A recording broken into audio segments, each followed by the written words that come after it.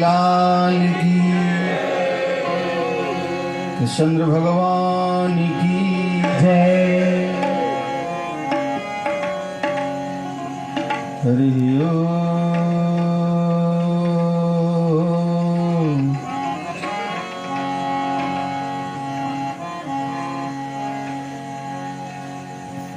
नमः परमहंसाय स्वाधृत चरण कमल मकरंदाय भक्तजनमानस निवासाय श्री गोविंदाय नमो नमः।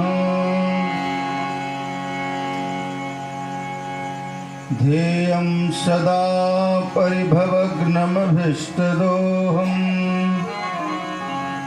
तीर्थास्पदं शिवविरञ्चिनुतं शरण्यम्।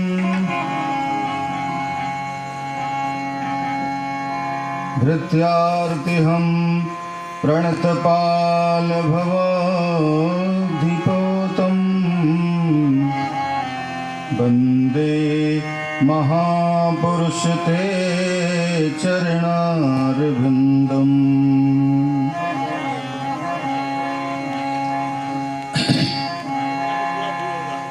नारायणं नमस्कृत्य नरं चैव नरोत्तमं देवीं सरस्वतीं व्यासं ततो जयमुदीरये।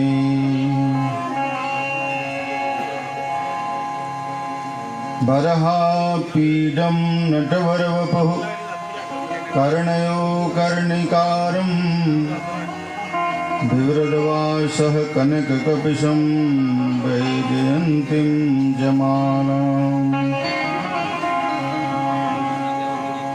रन्ध्रान् वेणोरधरसुधया पूरयन् गोपवृन्दैः वृन्दारण्यं स्वपदरमणं प्राविशद्गीतकीर्तिः। तपस्विनो दानपरा यशस्विनो मनस्विनो मन्त्रविदः सुमङ्गला क्षेमं न विन्दन्ति विना यदर्पणम्। तस्मै सुभद्रश्रवसे नमो नमः। यं शैवासमुपासते शिव इति ब्रह्मेति वेदान्तिनो बौद्धा बुद्ध इति प्रमाणपटवः कर्तेति नैयायिका। अर्हन्नित्यथ जैन शासनरता कर्मेति मीमांसका सोऽयं नो विदधातु वाञ्छितफलं त्रैलोक्यनाथो हरिः। त्रैलोक्यनाथो हरिः। वसुदेवसुतं देवं कंसचाणूरमर्दनं देवकी परमानन्दं कृष्णं वन्दे जगद्गुरुम्।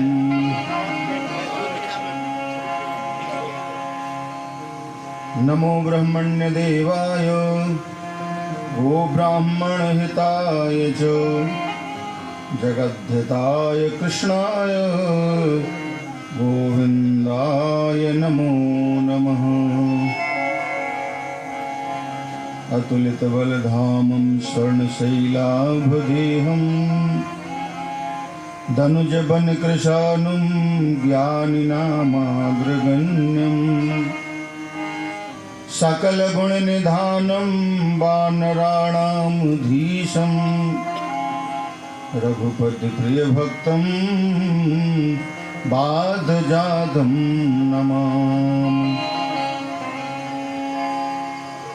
आञ्जनेयमतिपाटलाननं काञ्चनाद्रिकमनीयविग्रहं पारिजाततरुमूलवासिनं भावयामि पवमाननन्दनम्।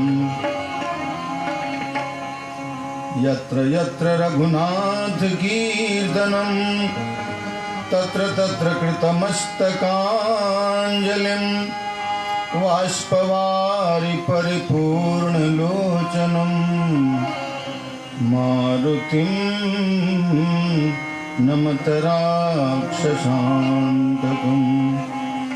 मारुतिं नमत राक्षसान्तकम्।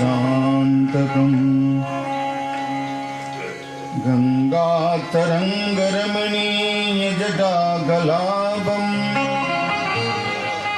गौरी निरन्तरविभूषितवामभागम्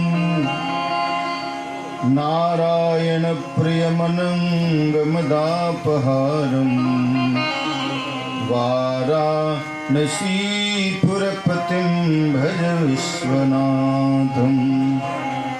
वाराणसीपुरपतिं भज विश्वनाथ। या देवी सर्वभूतेषु बुद्धिरूपेण संस्थिता नमस्तस्यै नमस्तस्यै नमस्तस्यै नमो नमः। या देवी सर्वभूतेषु वाणीरूपेण संस्थिता नमस्तस्यै नमस्तस्यै नमस्तस्यै नमो नमः। या देवी सर्वभूतेषु शक्तिरूपेण संस्थिता नमस्तस्यै नमस्तस्यै नमस्तस्यै नमो नमः। गौरांगं रश्मयं नित्यं रसाचार्यं रसोत्सुकं श्रीराम प्रपन्नदेवाख्यं सद्गुरुं प्रणमाम्यहम्। सद्गुरुं प्रणमाम्यहम्। श्री गुरुचरण सरोजरज निज मन मुकुर सुधार वर्णो रघुबर विमल यश जोदायक फलचार। बुद्धिहीन तनु जानिके सुमिरा पवन कुमार बल बुद्धि विद्या देहु मोहि हरहु कलेश विकार। सियावर रामचंद्र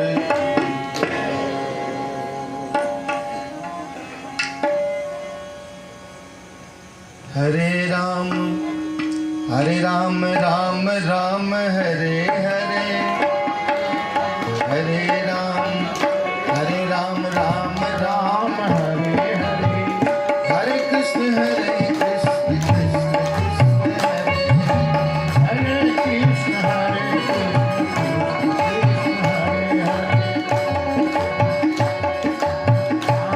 राम हरे हरे। हरे कृष्ण हरे कृष्ण कृष्ण हरे हरे। राम हरे राम राम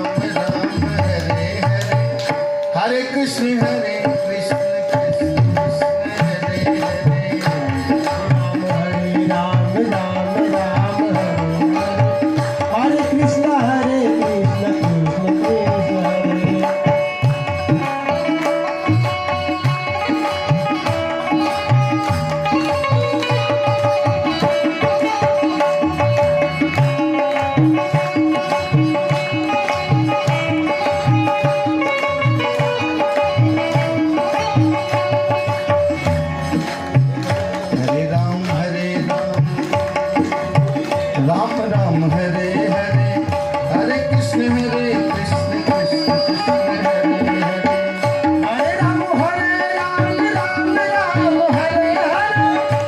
कृष्ण हरे। कृष्ण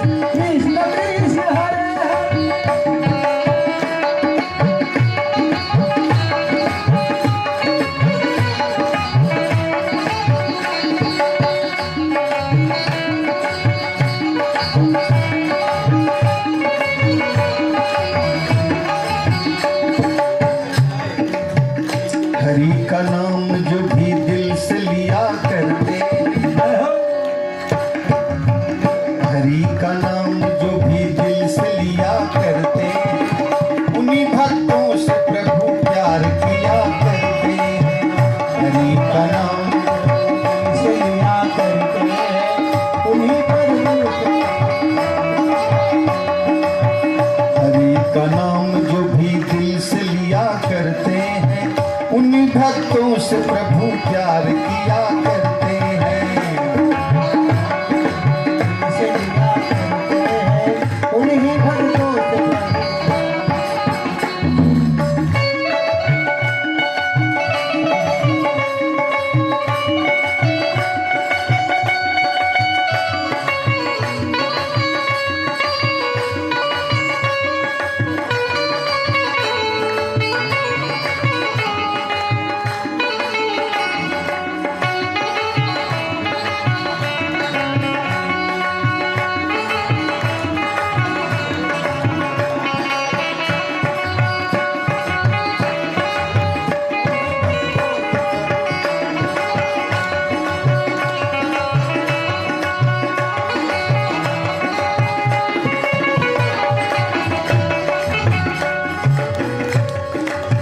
कहाँ भगवान कहाँ भक्त सुदामा दे, कहाँ भगवान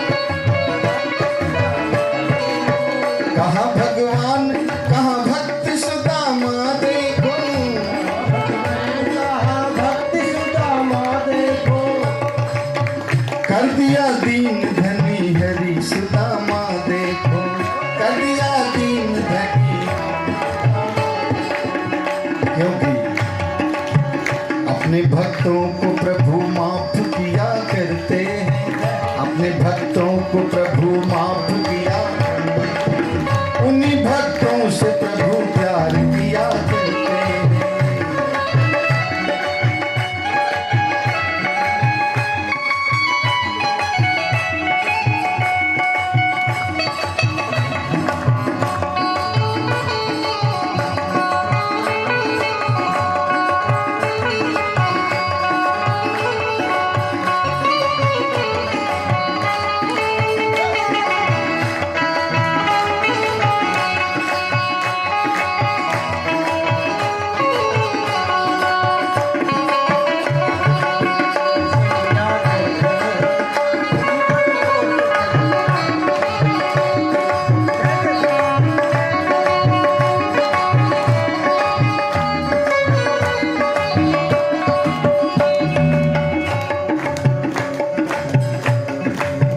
तर गई पूतना उतर गई सवरी देखो, उतर गई पूतना,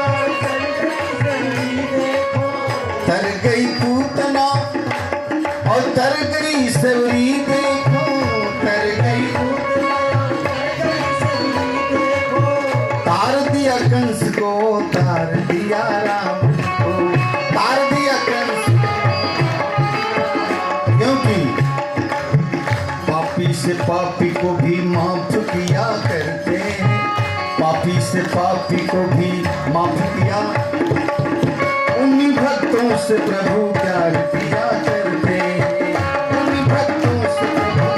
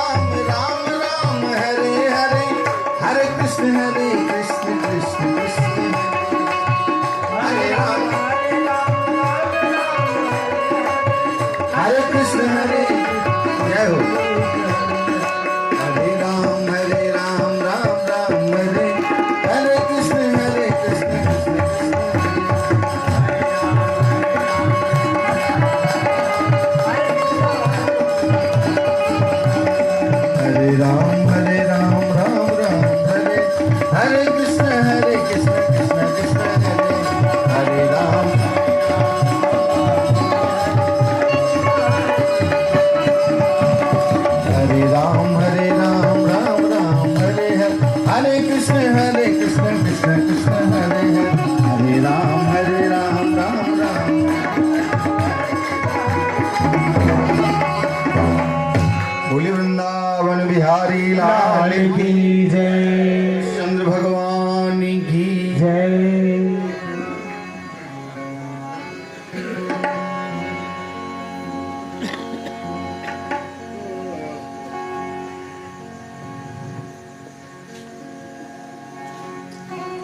परम मंगलमय,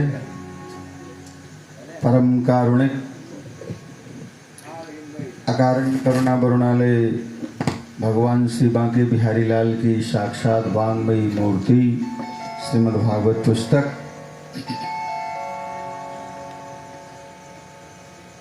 कथा के दिव्य श्रोता श्री हनुमंत लाल जी महाराज, मंचस्थ विद्वत वृंद, कलाकार वृंद, मुख्य यजमान तथा इस समारोह में प्रत्यक्ष अथवा अप्रत्यक्ष रूप से सभी भाग लेने वाले सदस्यगण, भगवत कथा रस रसिक श्रद्धालु सज्जन वृंद, श्रद्धामयी माताएं बहनें एवं हमारे विकसिक्षु पुष्पबल्लिका स्वरूप ग्वाल बाल मंडली,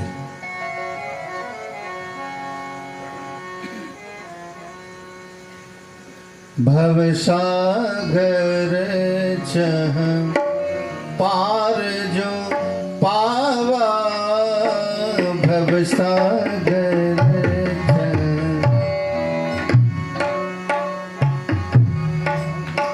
भवसागर चह पार जो पावा, भवसागर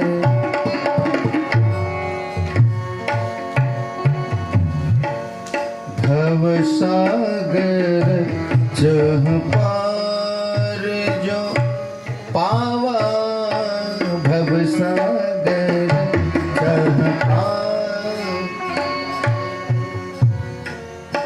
राम कथा ता कर दृढ़ नावा, राम कथा ता कर दृढ़ नावा, भवसागर चह पार जो पावा, भवसागर चह पार जो पावा, भवसागर।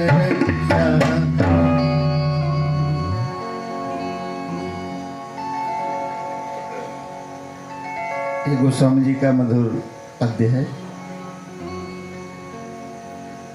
शिक्षक लोग यहाँ बैठे हैं, बहुत सारे सागर के विषय में पढ़ाई किए होंगे। हिंद महासागर, अतलांटिक उसको कहा जाता है, लेकिन हम लोग कह देते हैं अटलांटिक। जो भी हो, जो भी भूगोल में आपको पढ़ाया जाए पढ़िए। उन सागरों से अलग भी एक सागर है, वो इस सत्संग में पढ़ाया जा रहा है, उसको पढ़ लीजिए।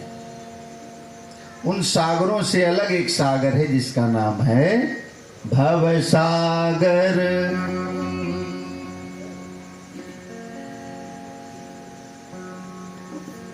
ये भव, इसको कहते हैं, संसार को भव कहते हैं। ये भी एक सागर है और इससे भी हमको पार जाना है। तो इसको पार जाने के लिए एक विशेष नौका है। उस सागर को पार करने के लिए, उस नदी को पार करने के लिए जो नौका है वो टूट जाएगी। हो सकता है कभी कभी वो डूब भी जाएगी, लेकिन यह जो नौका है, गोस्वामी जी कह रहे हैं, भवसागर चह पार जो पावा, राम कथा ताकर दृढ़ नावा। ये राम कथा अथवा श्याम कथा रूपी ऐसी दृढ़ नौका है, ये न टूटने वाली है, न फूटने वाली है, न डूबने वाली है। इस नौका पार अड़ूढ़ हो जाइए, बैठ जाइए, आराम से पार कर जाइएगा। बड़े मार्गे की बात गोस्वामी जी ने इसमें लिखी है। उन्होंने सागर का संबंध, सागर की उपमा भाव से दी, संसार से। क्यों? देखिए भाई, संसार भुलाया हुआ है कहाँ? मन में। ये मन जो है ना, ये मन बड़ा बहुत कठोर है और इस मन के 3 बॉडीगार्ड हैं। कौन कौन? गीता में देखिए, काम ऐस क्रोध ऐस, इसको गोस्वामी जी भी लिख रहे हैं, तात तीन अति प्रबल खल। कौन कौन? काम क्रोध और लोभ।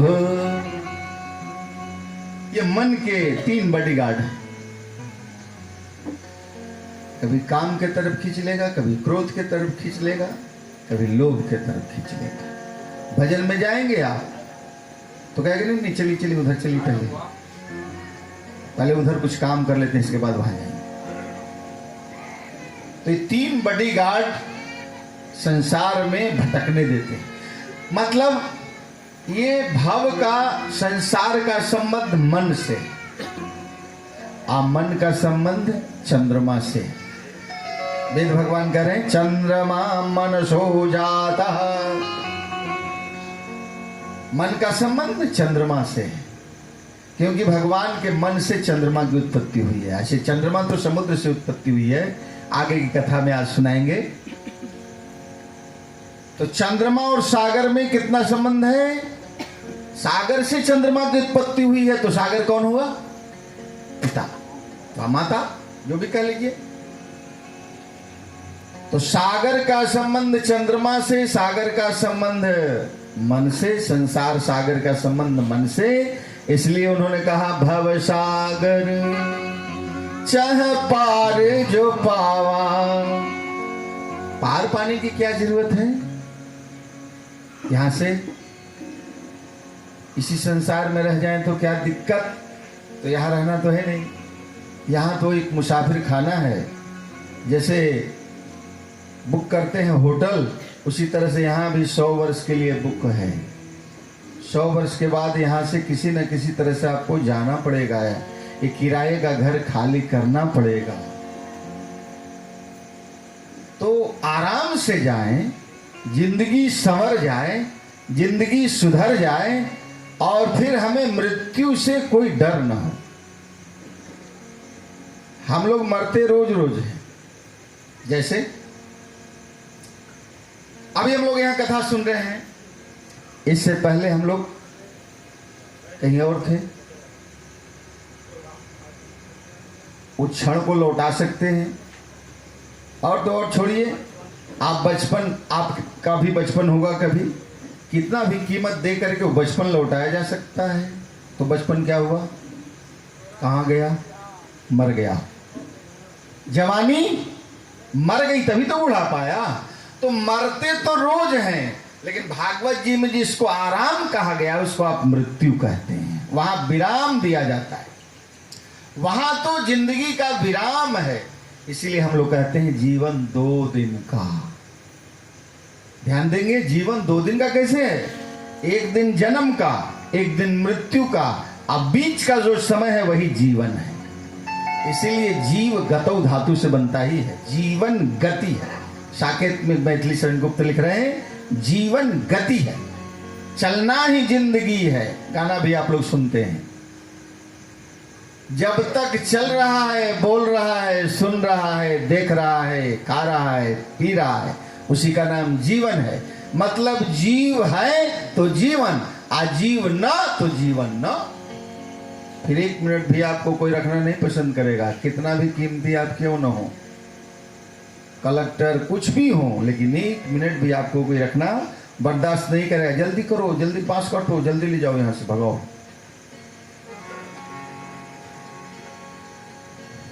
ऐसे जिंदगी को संवारने का, मौत को सुधारने का उपक्रम श्रीमद् भागवत में है।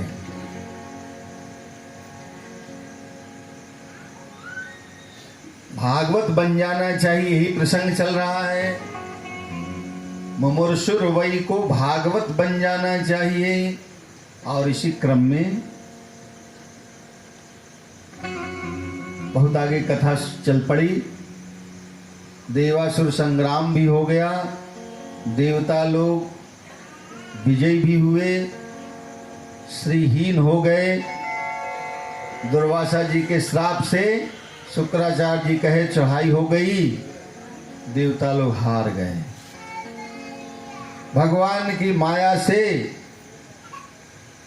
भगवान ने कहा प्रभु हम लोगों की रक्षा तो आपके हाथ में है। भगवान ने कहा एक काम करो, अहि मूसक बधान्येव, एक तरीका बताया मैत्री का। इस मैत्री का तरीका सीखना चाहिए जरूरत पड़ने पर। अहि कहते हैं सांप को, अब मूसक कहते हैं मूस को। एक पिटारे में सांप और मूस बंद था। सांप के पास तो बिल करने की क्षमता नहीं है और चूहा की जिस किसी को भी काट सकता है।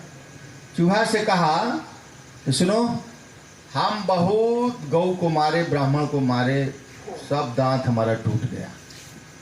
अब हम सोच रहे हैं कि कुछ पुण्य करें, कुछ धर्म का काम करें। आज से हम दोनों मित्र हो गए। हम दोनों मित्र, अब तुम हमको नहीं मारोगे? चूहा बोल रहा है नहीं, अब नहीं मारेंगे। तो मित्र बोलो क्या करना है? कहा इसमें छोटा सा छिद्र बनाओ। तो पिटारे में सांप के कहने पर चूहा छोटा सा छिद्र बना दिया। चूहा पार करना चाहा, उसको रोक लिया, रुको तुम छोटे हो, पार कर जाओगे आराम से, पहले हमको पार करने दो। आराम से ऊपर पार गया सांप और पार करके अपने स्टाइल में बैठ गया वहां। नीचे से चूहा बोल, अरे यार ऐसे क्यों बैठे हो? कहा ये तो मेरी आदत है, आओ तुम आओ, हम लोग मित्र हो गए, कोई बात नहीं, आओ।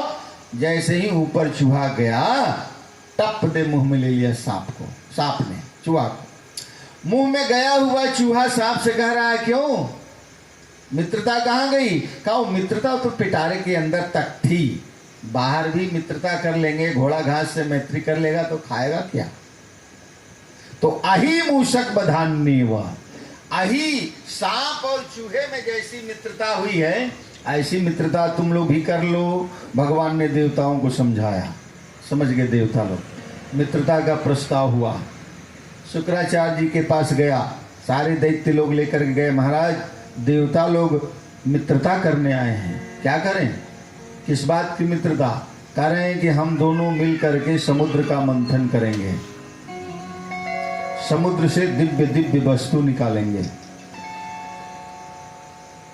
शुक्राचार्य जी ने कहा ठीक है, करो मंथन, ध्यान रहे अमृत अपने हाथ में आना चाहिए, चाहे जो भी हो। जैसे भी अमृत को अपने कैद में कर लेना है, क्योंकि देवता तो इस समय बलहीन हो चुके हैं। जैसे करोगे वैसे वो लोग मान जाएंगे, छीन लेना। और इसी पर मित्रता हो गई। भगवान ने कहा था देखो दैत्य लोग उल्टी खोपड़ी वाले होते हैं। उल्टी खोपड़ी वाले मतलब इनको रंग मत पढ़ाइएगा, जरूर पढ़ाएंगे। अपनी गमछी मत फेंकिएगा, फेंक देंगे वो। ये उल्टी खोपड़ी वाले का काम है। इसका मतलब क्या हम नहीं समझे प्रभु? कहा ये कि इसमें मथानी बनाई जाएगी तो मंदराचल पर्वत की, लेकिन रस्सी का काम करेंगे वासुकी नाग। तो उनमें तो सांस में भी विष है, मुख की तरफ लगोगे तो सब लोग नशे में आ जाओगे, होश नहीं रहेगा। तो सबसे पहले तुम लोग मुख की तरफ जाना, तो समझेगा कि हमको निकृष्ट समझाए, हमको पूंछ की तरफ दे रहा है, अपने मुख की तरफ जा रहा है। ये है राम और कृष्ण की राजनीति। नेताओं को भागवत पढ़नी चाहिए और कृष्ण और राम की राजनीति करनी चाहिए। कहा उधर जाओगे तो समझेगा कि हमको निकृष्ट समझ रहा है, इसलिए वो सबसे पहले मुख की तरफ हो जाएगा, तब तुम लोग पूंछ की तरफ आ जाना आराम से। यही हुआ। मथानी मंदराचल की बनाई गई, बासुकी नाग की रस्सी, जैसे ही रस्सी में लपेटे बासुकी नाग, मुख की तरफ देवता लोग चले। विस्पर्वा था उस समय दैत्य का राजा, उसने झटक दिया, रुको तुम लोग निकृष्ट आदमी हो, चलो।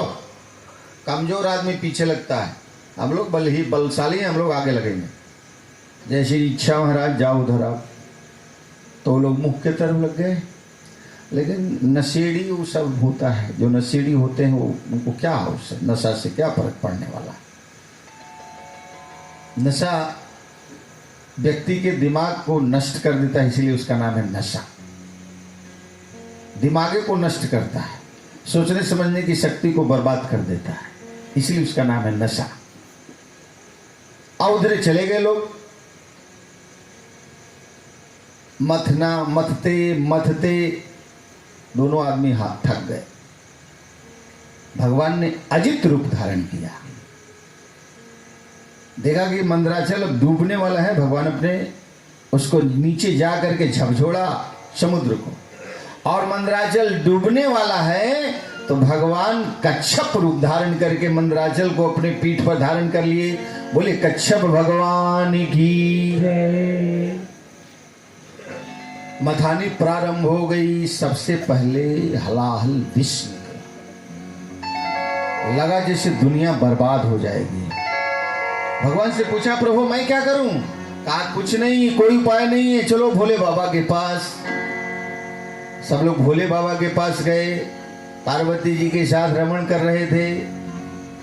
बाबा बाबा बहुत जोरों, बहुत लोग थे, दैत्य भी थे, दानव भी थे, देवता भी थे, सब लोग एक साथ पुकार रहे थे भोले बाबा बाबा बाबा। जोरों की आवाज हुई। पार्वती जी ने कहा देखिए क्या है। आए बाबा, बाबा आप बचा लो, आप बचा लो, दुनिया डूबने वाली है, समाप्त होने वाली है। सारी कथा सुनाए। पार्वती जी से पूछने बिना कोई काम भोले बाबा नहीं करते थे। देवी देखो ये सब क्या कह रहा है, अरे जो कह रहा है सो कर डालो। बिना सोचे समझे पार्वती जी भी आज्ञा दे दी, और भोले बाबा उस विष के घड़े को उठाए, पीने लगे। पीने लगे तो एकाएक ध्यान में आया, अरे हमारे हृदय में तो प्रभु का वास है, ये अंदर जाएगा तो प्रभु को कष्ट होगा, इसलिए इसको अंदर नहीं जाना चाहिए, बस गले तक ही। पूरे विष को, दुनिया के जितने भी विष थे उसको पी तो गए, लेकिन गले से नीचे नहीं उतरने दिए। इसलिए शंकर भगवान का एक नाम बढ़ गया नीलकंठ। बोलिए नीलकंठ भगवान की।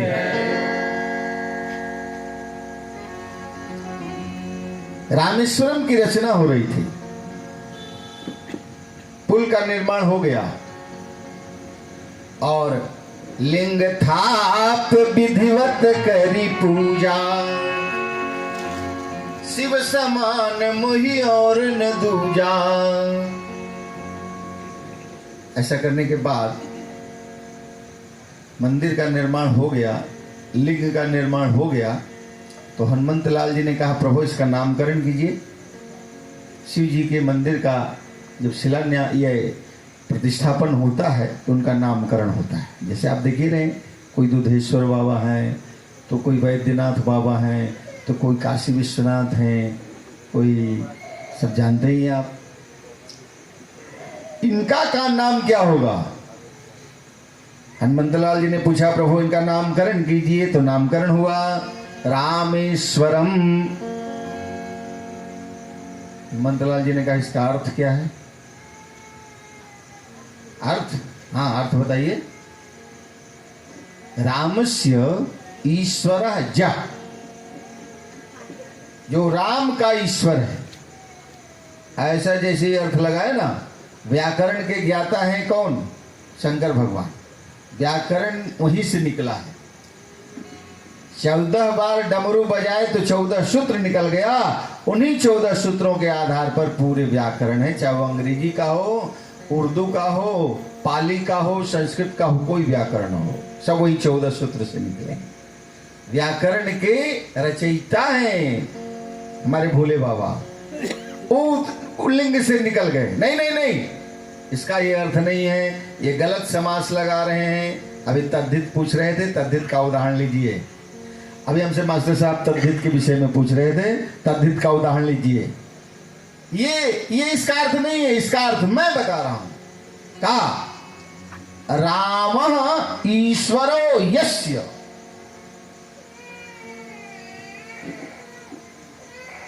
लिंग से निकलने वाले भोले बाबा ये अर्थ कर रहे हैं राम जिनके ईश्वर हैं, वो कह रहे राम के जो ईश्वर हैं, ये कह रहे राम जिनके ईश्वर हैं। दोनों में झगड़ा बहुत पसर गया, कस के पसरा। जैसे ही झगड़ा पसरा, ब्रह्मा जी आ गए। अब ब्रह्मा जी ने कहा आप लोग झगड़िए मत, हम इसका निर्णय दे रहे हैं। हम भी वेद पढ़े हैं, भगवान हमको वेद पढ़ाए हैं, हम अर्थ लगा रहे हैं। आप अर्थ लगाओ। रामश्चो ईश्वरश्चो रामेश्वरम। जो राम है वही शंकर है, जो शंकर है वही राम है। बोली वृंदावन बिहारी लाल की जय। तभी तो वेद भगवान कहे नमो विश्व सृजे पूर्वम। सुना चुका हूं। तुभ्यम त्रेधा स्थितात्मने। आपको ये अलग नहीं हो, जो राम है वही शंकर है, जो शंकर है वही राम है। शंकर के हृदय में निवास करते हैं प्रभु, इसलिए अंदर नहीं जाने दिया। सब विष का पान कर गए। चंद्रमा निकला मथने से। विष का पान किए थे भोले बाबा, इसलिए उनके ललाट पर चंद्रमा को स्थापित कर दिया गया। चंद्रमा ठंडा है। बारुणी मदिरा निकला, दैत्यों को दे दिया गया। लक्ष्मी निकली, भगवान के साथ उसी जगह विवाह हुआ, और कहीं नहीं विवाह हुआ, वहीं विवाह हुआ। लक्ष्मी का विवाह वहीं हो गया। कौस्तुभ मणि, उच्चैश्रवा घोड़ा, ऐरावत हाथी, सब देवताओं को दे दिया गया। और अंत में 14वां रत्न निकला, अमृत। धन्वंतरी दिव्य कलश में लेकर के आए। नमुची उसी जगह था, नमुची उस कलश को झटक लिया। देवता लोग हाथ मलते रह गए। भगवान के पास गए, प्रभु हम लोग तो ऐसे ही रह गए। भगवान ने कहा घबराओ नहीं। तत्क्षण भगवान ने एक रूप, सुंदर सी युवती का धारण किया। ऐसी रूपवती जिस रूप को देखने के बाद सब लोग मोहित हो जाए। दैत्य तो मोहित हुए, देवता लोग भी मोहित हो गए। देवताओं से कहा रुको, तब वो रुके। तो भगवान के पीछे पीछे जाने रहे थे। अब भगवान जैसे ही दैत्यों के समुदाय में गए, भगवान के रूप को देखते ही सारे दैत्य उनके पीछे चलने लगे। भगवान आगे आगे पीछे पीछे, मोहिनी रूप के पीछे दैत्य धा रहे हैं। धाते धाते एकाएक चारों बगल से घेर लिया दैत्यों ने। कहाँ की रहने वाली हो? कुछ नहीं बोले। बिना उत्तर दिए भगवान ने पूछा ये क्या है? ये, अरे इसको तो तुम पिलाओगे तो और आनंद आएगा। तो भगवान ने के बिना कहे दैत्यों ने उस अमृत कलश को भगवान के हाथों में थमा दिया। तुम पिलाओगे तो और आनंद आएगा और मजा आएगा, अपने हाथ से पिलाओ। ये कौन है ये लोग? ये देवता है, निकृष्ट है, इनकी बात छोड़ो। भगवान ने कहा तब नहीं देंगे, तब पिलाओ, तो पी जाओ तुम लोग, अपने आप पी जाओ, हम नहीं पिलाएंगे। अच्छा तुम्हारी जो मर्जी। ऐसा है, इन लोगों को थोड़ा थोड़ा पिला देते हैं और बाद में तुम लोगों को प्रेम से पिलाएंगे।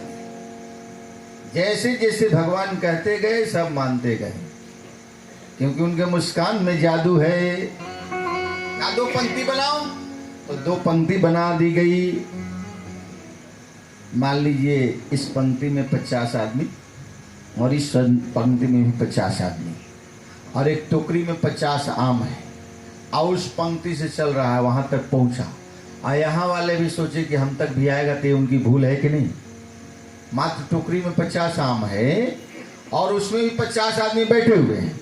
वहां तक जाते जाते खत्म हो जाएगा। यहाँ वाले जो सोच रहे हैं कि हमको भी मिले, तो उनकी भूल है। एक घैला अमृत है। आप देवता कितने?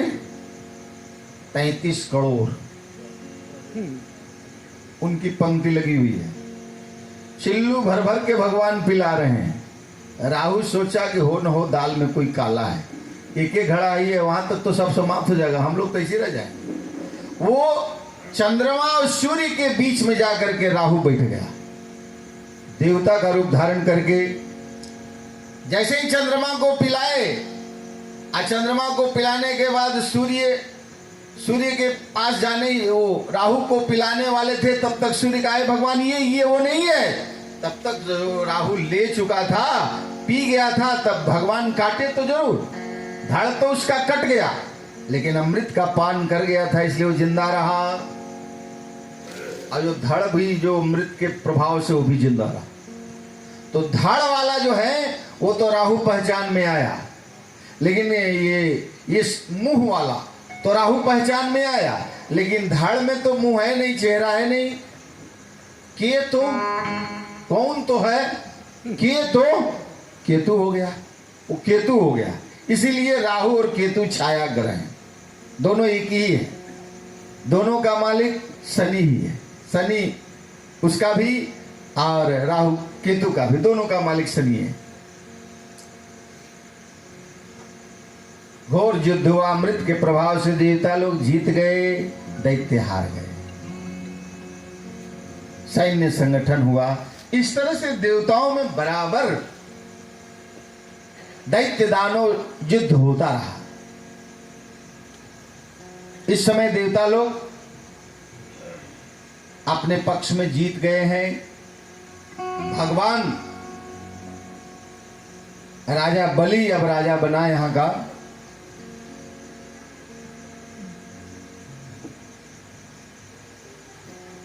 समझौता हो चुका है, जैसे चीन भारत में समझौता हुआ है उसी तरह से दोनों पक्ष में समझौता है। भाई अब झगड़ा उगड़ा नहीं होगा, आराम से आप लोग रहिए। बलि राजा बलि जब हिरण्याक्ष का वध हुआ था तो हिरण्यकश्यपु जब आया राज बना, तब उसने पता लगाया कि हमारे भाई को मारने वाला कौन है। का देवताओं का जो गुरु है विष्णु, वही आपके भाई को मारा है बराह रूप धारण करके। हिरण्यकश्यपु को अब विरोध यहां से इतना उपजा कि देवताओं को तो भगाया सो भगाया, कहा कि विष्णु को मारेंगे। देवता लोग तो बेचारे कहीं कहीं जाकर के छिप गए, कहा कि विष्णु को भी जिंदा नहीं रहने देंगे, उसी को मारेंगे तो सब देवता फिर हमारे अधीन हो जाएंगे। शुक्राचार्य जी ने कहा विष्णु कोई घास मूली है, मार डालोगे? विष्णु को मारना है तो तप बल लाओ। तप, जब तक तपस्या का बल नहीं होगा तब तक उससे लड़ाई नहीं ली जा सकती। इसका तप करें, का ब्रह्मा से का तप करो, अमर का वरदान पालो, अमरत्व को पाप प्राप्त कर लो, तब उससे झगड़ा करो। तो ब्रह्मा का वरदान, ब्रह्मा का तपस्या करने के लिए हिरण्यकश्यपु एक पर्वत पर गया। देवताओं को मालूम हुआ, देवताओं ने कहा महाराज उसकी तपस्या किसी भी तरह से भंग होनी चाहिए। षड्यंत्रकारी देवता कम नहीं थे। गुरुदेव से कहा गुरुदेव उसकी तपस्या किसी भी तरह से भंग होनी चाहिए, तो आप कुछ उपाय करो। तो गुरु बृहस्पति सुग्गे का रूप धारण किए। आज जिस पर्वत पर गया था हिरण्यकश्यपु तपस्या करने, उसी पर्वत पर राधे श्याम राधे श्याम राधे श्याम राधे श्याम गाने लगे सुग्गा। और उसको राधे श्याम के शब्दों से बड़ा नफरत था।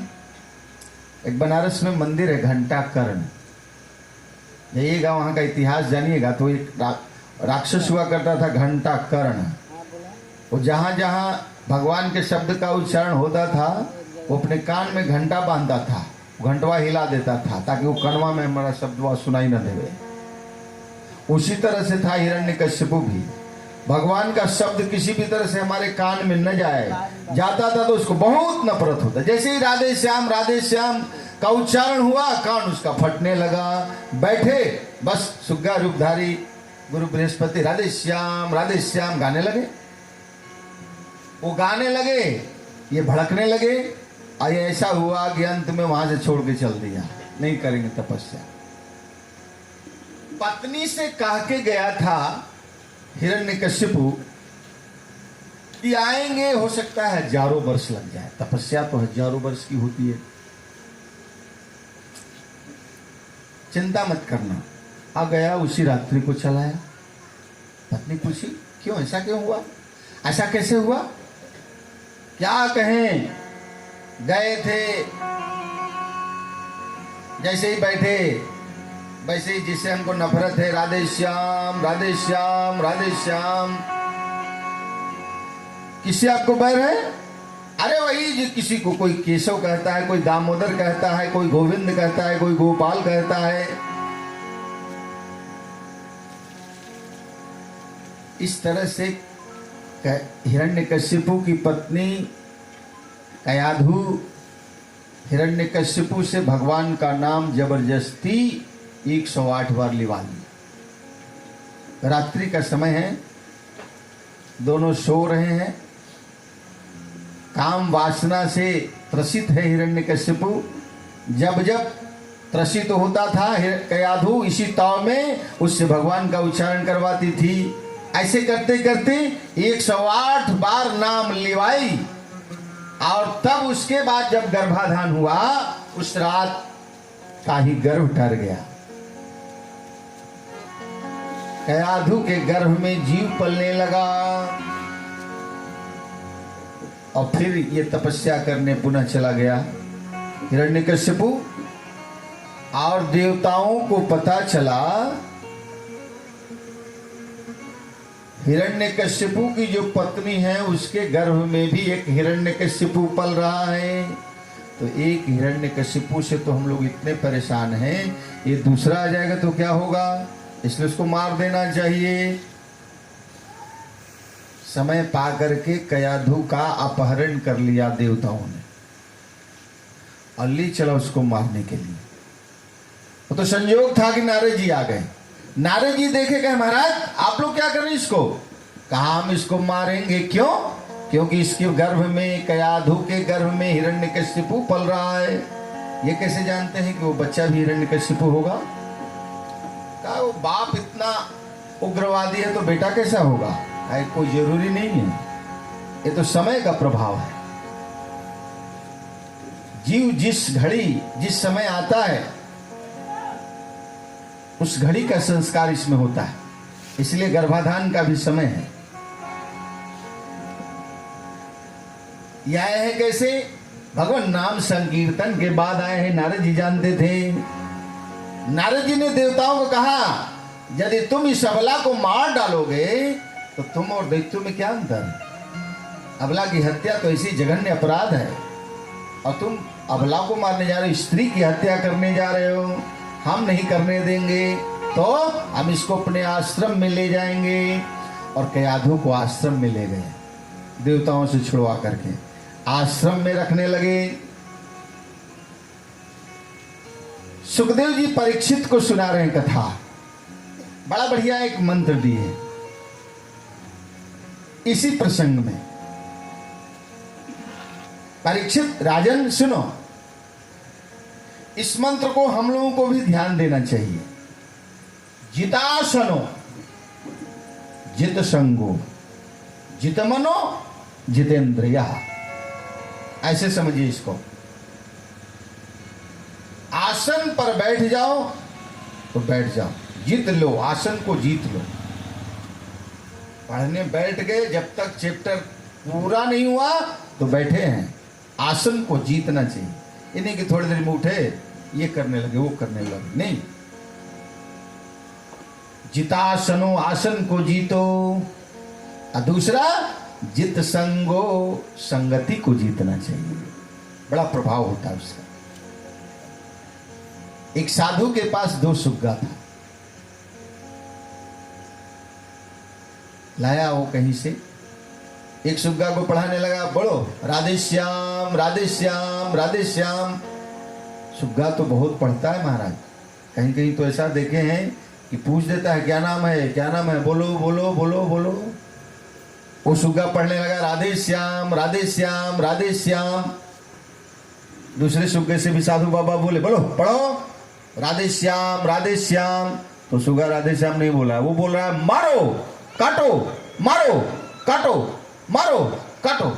जब जब ये राधे श्याम बोले तो यही बोल रहा है, मारो काटो मारो काटो। साधु बाबा परेशान हो गए, गए उस बहेलिया के पास। अरे कहां से सुग्गा डाल दिए, कितना भी पढ़ा रहे नहीं पढ़ रहा है। बहेलिया कहा, देखिए हम सुग्गा पकड़ना जानते हैं और बेचना जानते हैं, और बिका हुआ माल वापस भी नहीं करते, ये भी जान लीजिए। अब बेचारे साधु बाबा और परेशान हो गए, उसी सुगा को लेकर के पुनः आ गए। ज्यादा परेशानी में थे साधु बाबा, तो जो राधे श्याम पढ़ रहा था वही सुगा मनुष्य रूप में बोलने लगा। वो सुगा बोल रहा है, अहम मुनीनाम वचनम शृणोमि,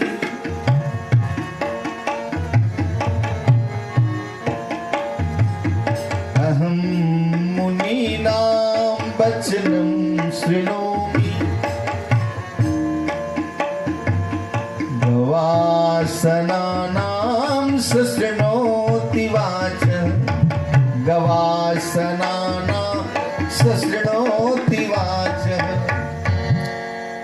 अहम मुनीनां वचनम शृणोमि। ये साधु बाबा, हम मुनियों के आश्रम में रहते थे तो उनका वचन सुनते थे।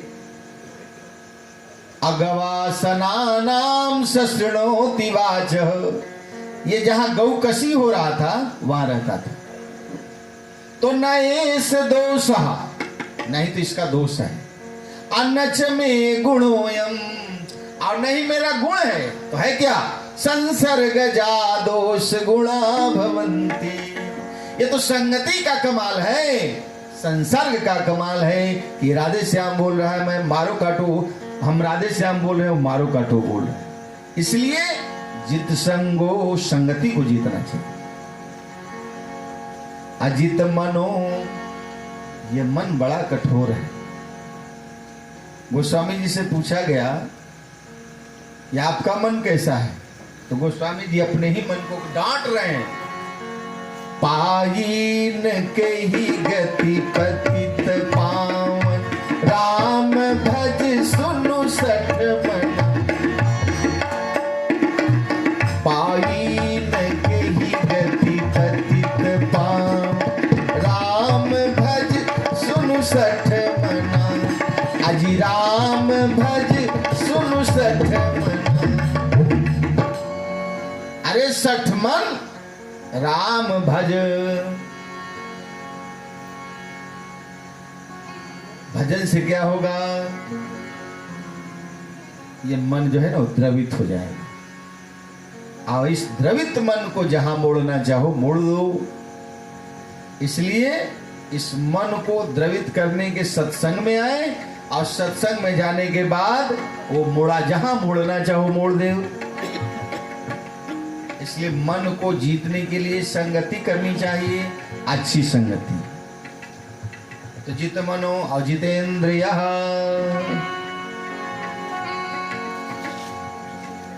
शिवाजी के गुरु जी थे समर्थ गुरु रामदास।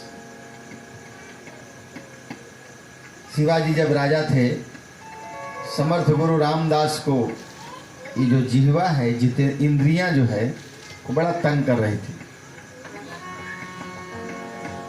बाबा कह रहे थे जिह्वे राम नाम रस पीले, जिह्वे राम नाम रस पीले, जिह्वे राम नाम रस। बाबा कह रहे हैं जीवा से, जिह्वे राम नाम रस पीले, जिह्वे राम नाम। और जीवा कर रही है, बाबा खीर मोही को दीजे, बाबा खीर मोही को दीजे, बाबा खीर मोही को दीजे, बाबा खीर मोही। दोनों में लड़ाई हो रही है। ये कह रहे राम नाम रस पीजे, वो कह रहे खीर मोही को दीजे। अच्छा खीर चाहिए, रुको। गुरुजी ने कहा शिवाजी से, सुनो आज कड़ाह में खीर बनवाओ, तस्मई बनाओ। देखिए भाई क्वालिटी अलग अलग है, इसीलिए 3 नाम है। एक का नाम है खीर, एक का नाम है पायस, एक का नाम है तस्मई। ये अंग्रेजी में जो डाइट होता है ना, दैट दूर के लिए, दैट इज। उसी तरह से संस्कृत में होता है सा। वो जो दैट है ना आपका अंग्रेजी का, वही संस्कृत का सा। लेकिन दैट का कोई रूप नहीं चलता, वो सब कारक में एक जैसा है, लेकिन संस्कृत में हर कारक में अलग अलग रूप होता है। जैसे चतुर्थी कारक में सह शब्द का रूप हो जाएगा तस्मै, सह तौ ते, तम तौ तान, तृतीया तेन ताभ्याम तै, चतुर्थी तस्मै, एक वचन का तस्मै। अर्थ क्या होगा इसका? वह है, सह माने वह, इसको के लिए, चतुर्थी का रूप है के लिए इसमें जोड़ दिए तो क्या इसका अर्थ हो जाएगा? उसके लिए। उसके लिए जो बनाया जाए उसका नाम क्या पड़ेगा? तस्मै। उसके लिए जो बनाया जाए तो उसके लिए कैसा बनता है? वो कौन है? वो राजा धीराजा ये प्रसह्य साहिने, महाराजा तक तो उपाधि है, उसके बाद कोई उपाधि, जहां उपाधि समाप्त हो जाती है ऐसे वो राजा है। राजा धीराजा ये प्रसह्य साहिने, ऐसे महाराजाओं के राजा जो हैं उनके लिए भोजन बन रहा है। तो तस्मै कैसे बनना चाहिए? गौ, काली गौ का दूध हो और पूरा हो। वृंदावन में जाइए तो उसका नाम पढ़ता है वहाँ खीरान। जैसे दध्योदन आपने खाया, दध्योदन वृंदावन का मशहूर प्रसाद है, उसी तरह का वहाँ का प्रसाद एक और है खीरान। वो क्या होता है? घोंटा जाता है, काली गैया के दूध को घोंटा जाएगा, घोटते घोटते उसमें थोड़ा सा चावल, बहुत सारे व्यंजन, केसर इत्यादि, पिस्ता इत्यादि दे करके तैयार होता है तो बन जाता है तस्मै। तस्मै बनाओ। शिवाजी को आदेश हुआ तो राजा थे, उनको क्या कमी? तस्मै बना। कड़ाह बीच संवारा गया, शिवाजी भोग लगाए और कहे कोठरी में हमको बंद कर दो। कोठरी में बंद हो गए शिवाजी। कहा गुरु, कहा गुरु जी कोई साधना करेंगे इसलिए बंद हो गए। कोई बोलता तो ना था नहीं पहले गुरुदेव से, लोग राजा हैं तो क्या। जैसे जैसे आदेश करते गए वैसा हुआ, रूम में बंद कर दिया गया। और जिह्वे से लड़ा, जिह्वा जो कह रही थी बाबा खीर मोही को दीजिए, खीर चाहिए तुमको, लो खीर खाओ। तो खीर खाने लगे। जैसे मान लीजिए आपको रसगुल्ला खाने का मन है तो ज़्यादा से ज़्यादा खाएंगे तो 10 खाएंगे या 20 खा सकते हैं। हो सकता है कोई मेडल लेने वाला हो 50 भी खा सकता है। लेकिन मान लेते हैं कि 60वां खाना हो तो क्या होगा? 50 खाने के बाद भी कहा जाएगा कि अब खाओ तो क्या होगा? जो अंदर गया वो भी बाहर आ जाएगा। यही हुआ वहां भी। आप जैसे ही खीर खाए जीवा करिए, अब ना खाओ कि अब क्या, और जीवे पकड़ करके और खीर को ठूसने लगे और घी बाहर आने लगा, ठूसने लगे, बाहर आने लगा, ठूसने लगे, बाहर आने लगा। कोई आवाज हो नहीं रही है। शिवाजी सोच रहे हैं गुरु जी कौन सी साधना कर रहे हैं। जब नली से खीर की धारा बही, कोई आवाज नहीं, वो पानी गिरते गिरते तो गुरु जी बेहोश हो गए। और जब धारा बही कोई आवाज नहीं तो किवाड़ी को तोड़ा गया, देखे लकड़ी बने, गुरुदेव पड़े हुए हैं, इलाज हुआ, होश में आया। गुरु जी ऐसी कौन सी साधना हो रही थी? ये कौन सी आपकी साधना है? क्या कहें? ये जिह्वा को हम कह रहे राम नाम रस पीजे, जिह्वे राम नाम रस पीजे। ये गाती थी बाबा खीर मोही को दीजे। तो अब इसको इतना खीर खिलाया कि खी कहते ही बस काम उसका बंद हो गया। और कहने की जरूरत नहीं है, जीवा उसी से ना अब ना खाएंगे। एक राजा के पास एक बकरा था। वो बकरा को जो चरवाहा पे जाए वो खिलाए, और फिर जब राजा उसको खिलाने लगे तो उससे भी खा ले, तो चरवाहा को निकाल देता था राजा।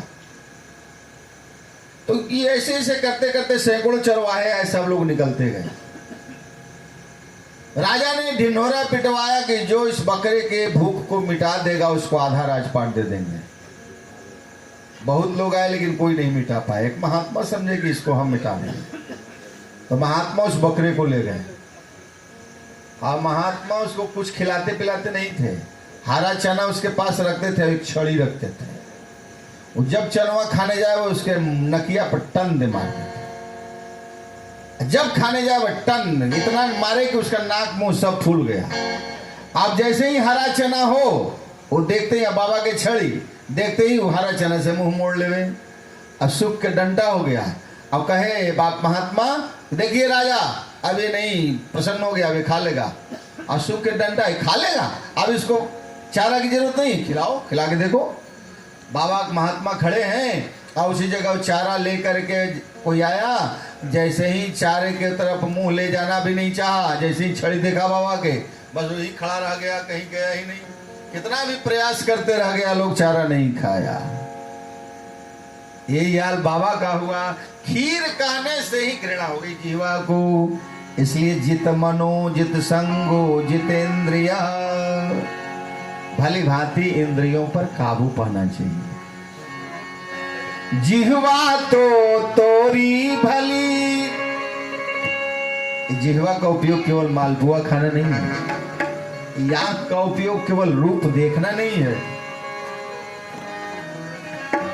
जिन मुख निक से राम, नहीं तो काट के फेंक दई, मुख में तेरो नहीं का। हरि का नाम सुमिर ले रे बंदे, अजी प्रभु का नाम सुमिर ले रे बंदे, दिल से भुलाना ना चाहिए, दिल से भुलाना ना चाहिए। हरि का नाम सुमिर ले रे बंदे, प्रभु का नाम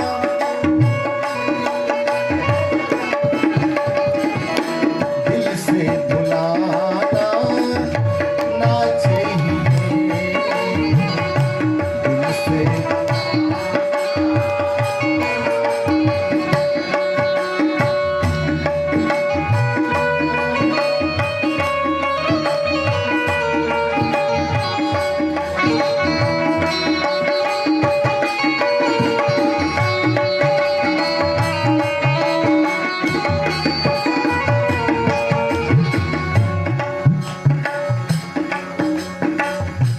हरि का नाम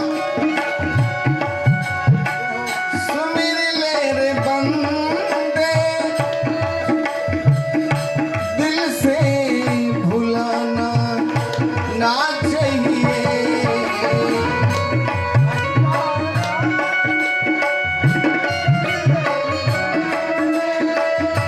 दिल से भुलाना ना चाहिए।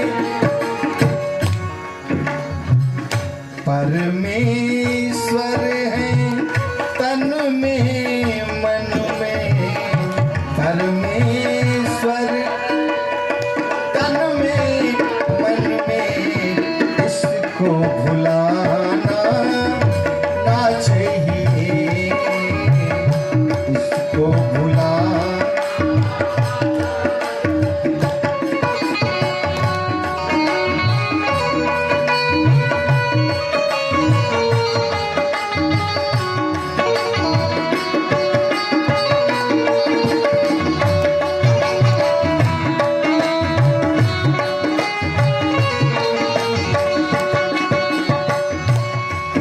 क्या होता है आजकल, जैसे एक पार्टी के 50 विधायक मिल गए तो एक पार्टी बन जाती है, उसी तरह से 50 लोग मिल जा रहे हैं, धर्म का निर्माण हो जा रहा है। और रोज रोज एक नए नए धर्म निकल रहे हैं। मैं किसी धर्म की आलोचना नहीं कर रहा, लेकिन एक बात कहनी है, ये ब्रह्मानंद जी के शब्दों में कह रहा हूं। वेद पुराण धर्म सनातन, इसको बदलना ना चाहिए,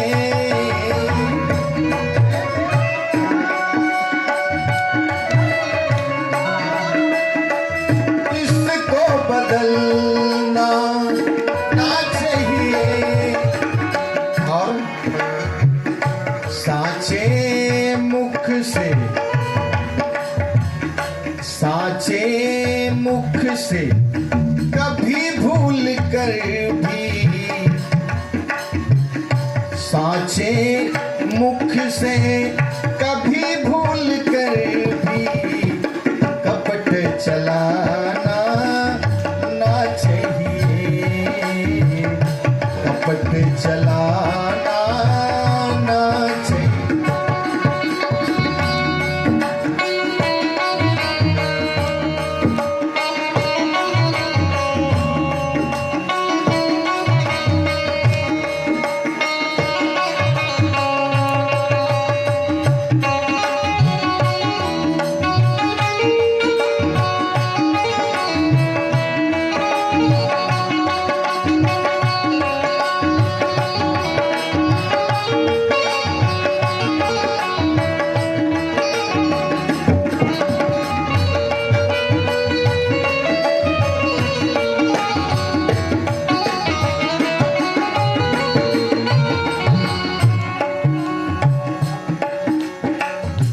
अपने दिल की कोई बात दुश्मन को बताना ना चाहिए,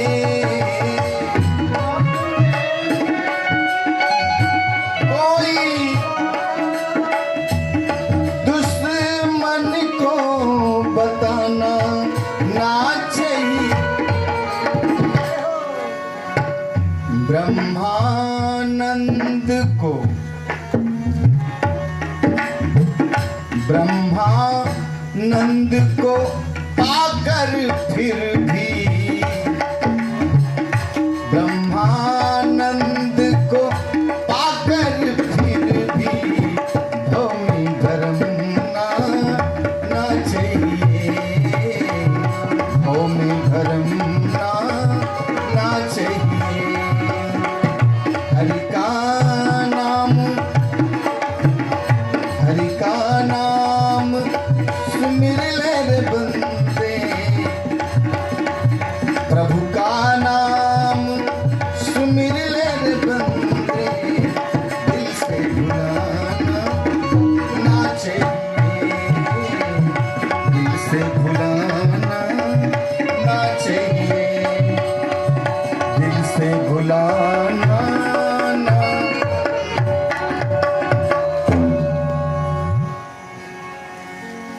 जितासनो जित मनो जित संगो जितेंद्रिय। राजन, इन 4 शत्रुओं पर विजय प्राप्त कर लिया, उसके आगे मृत्यु भी नतमस्तक हो जाती है, देवता लोग उसकी आगवानी करने लग जाते। शुक्राचार्य जी परीक्षित को उपदेश दे रहे हैं। देखो, नारद जी के संसर्ग से उस जीव का क्या हुआ, आगे की चर्चा में सुनो।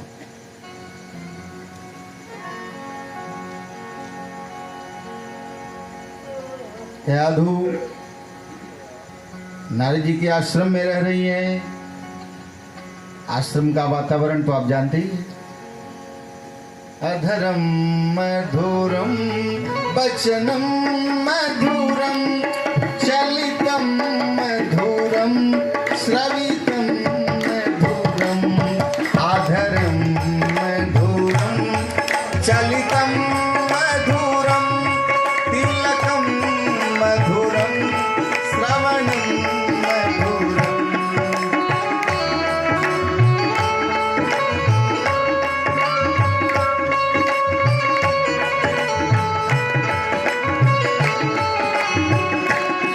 हृदयं मधुरं गमनं मधुरं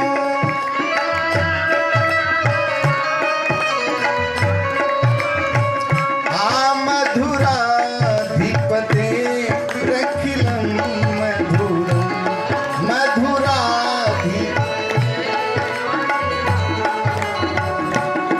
अधरं मधुरं वदनं मधुरं नयनं मधुरं हसितं मधुरं आधरं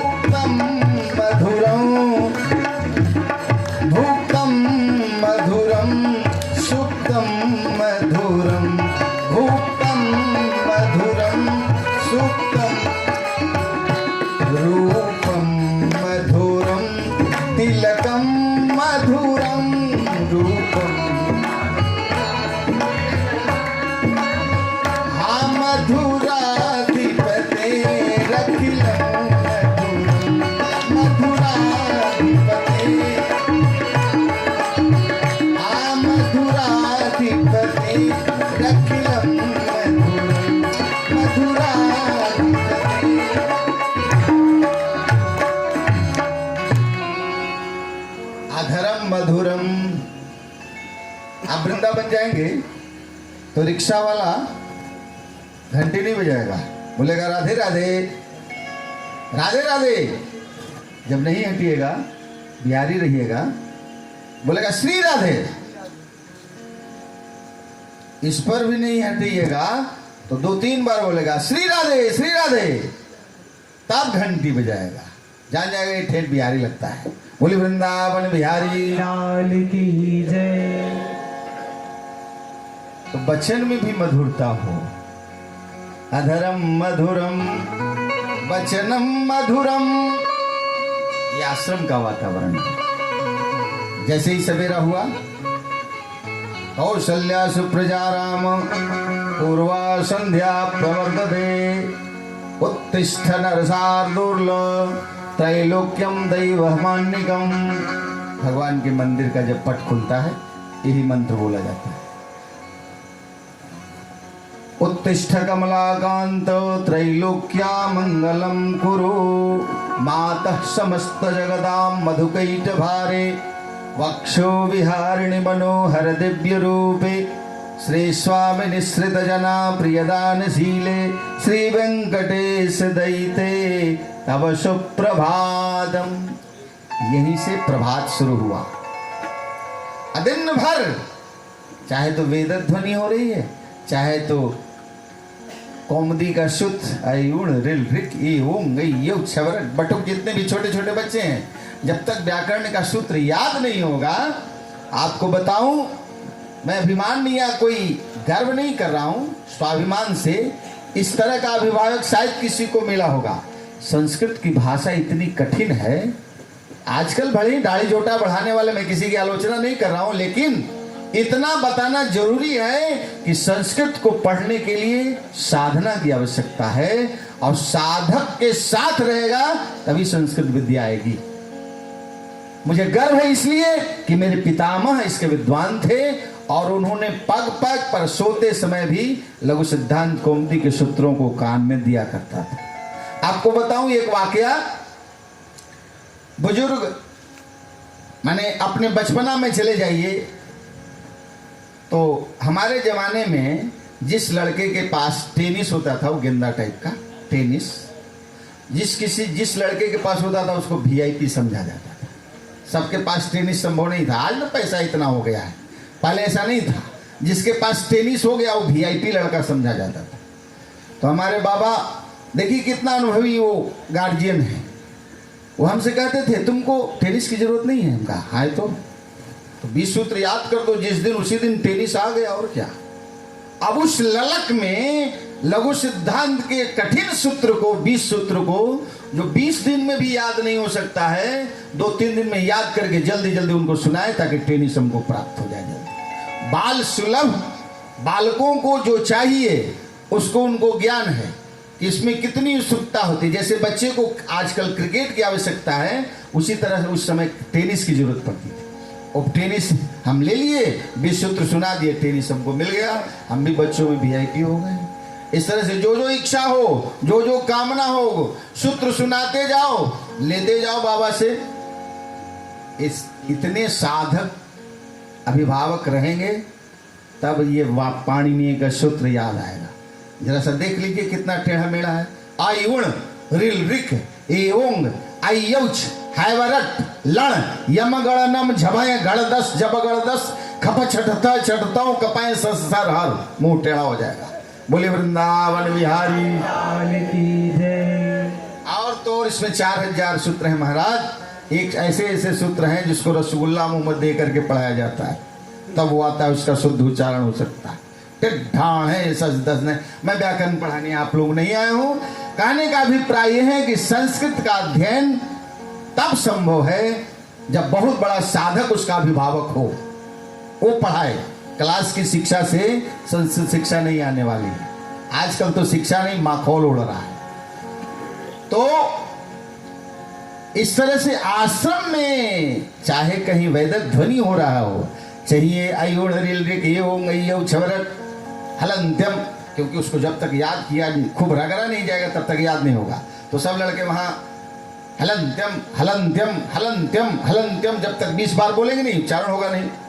हम BHU में जहाँ पढ़ते हैं वहाँ एक संस्था है, जैसे अंग्रेजी मीडियम में आजकल पढ़ाई जा रही है ना, BHU की एक संस्था है रणवीर संस्कृत विद्यालय।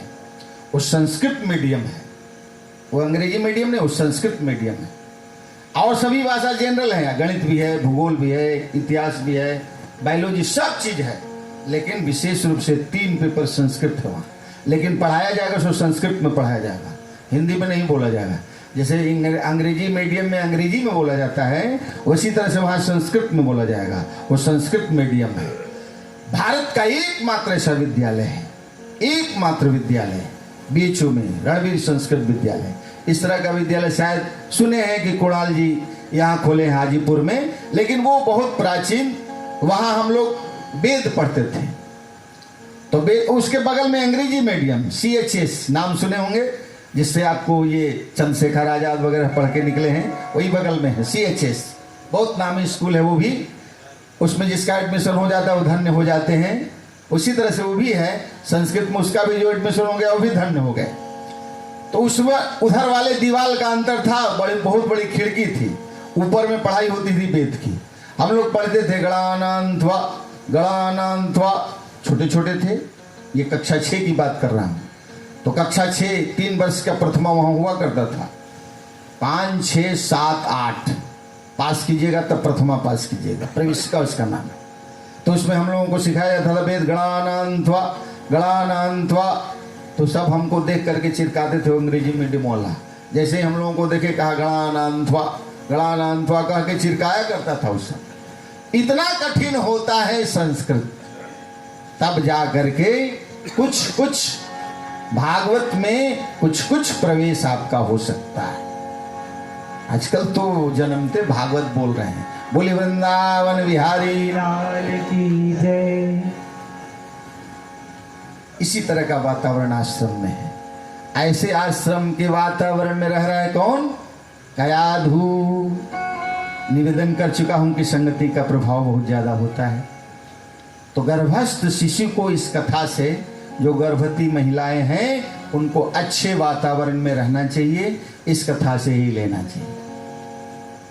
कयाधु आश्रम में रह रही है, अकयाधु के गर्भ में एक जीव पल रहा है।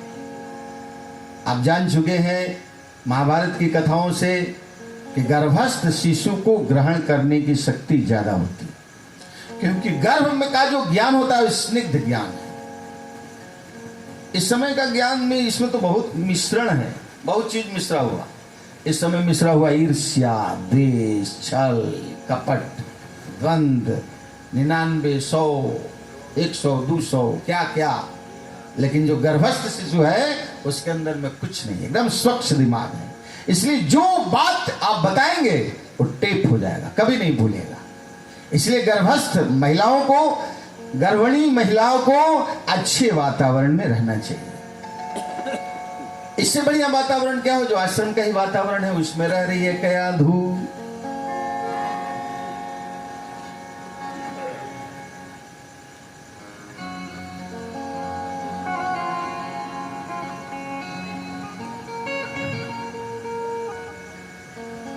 एक दिन नारद जी यादव से कहे, कोई दिक्कत, कोई परेशानी?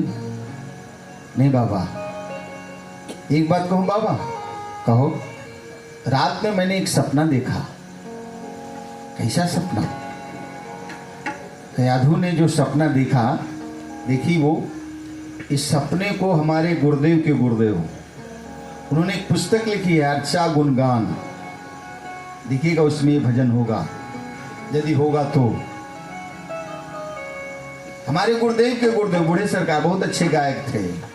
गायक नहीं थे, वादक भी थे। देखिए कितना सुंदर भजन उन्होंने बनाया है, उन्हीं का ये भजन है। कयाधु क्या सपना देख रही है? अरे सुतली कयाधु रानी, अरे सुतली कयाधु रानी, देखली सपनवाए भिनु सहरे बेरिया। क्या? गोद ही में बल आखिला ए भिनु सहरे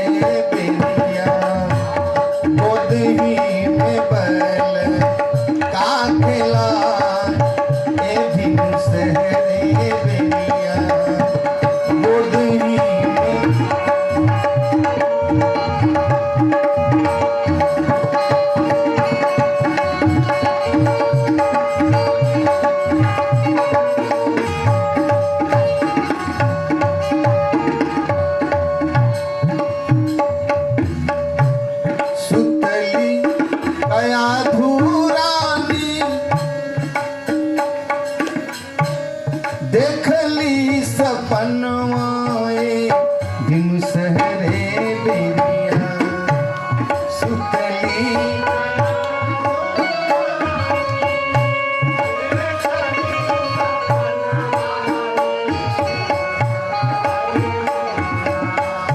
गोदी में बन आखला ए दिन सहरे बेरिया गोदी में बन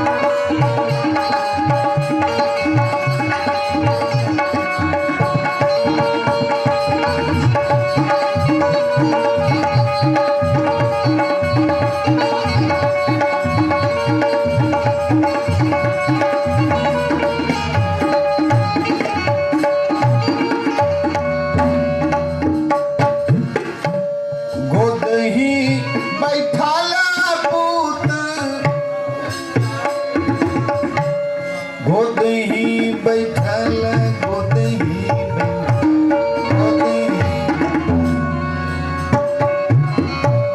गोदही बैठाला पूत जपे हरि नमवाए दिन सहरे बेरिया गोदही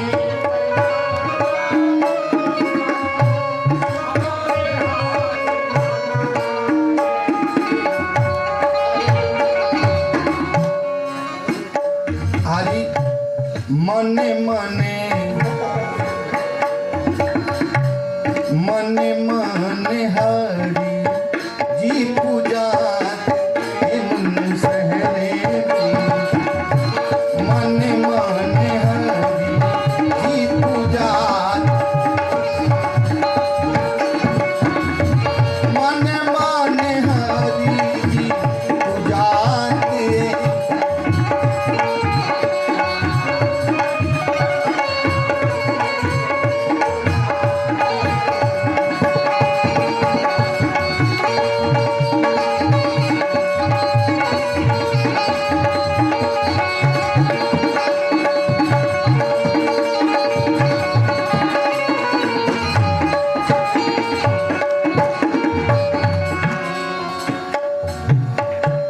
गोदही बैठाला पूत हरि जपे हरि नमवाए दिन सहरे बेरिया आ जपे हरि नमवा मन मन हरि मन मन हरि मुस्कात दिन सहरे बेरिया मन मन हरि मुस्कात मन मन हरि मुस्कात सुतली का धुरानी सुतली का धुरानी देखली सपनवाए दिन सहरे बेरिया हाँ देखली सपनवाए हाँ गोदही बन का खेला गोदही बन का खेला हे दिन सहरे बेरिया गोदही बन का खेला हे दिन। कब का सपना है ये? भोर का। स्वप्न शास्त्र में चिंतन है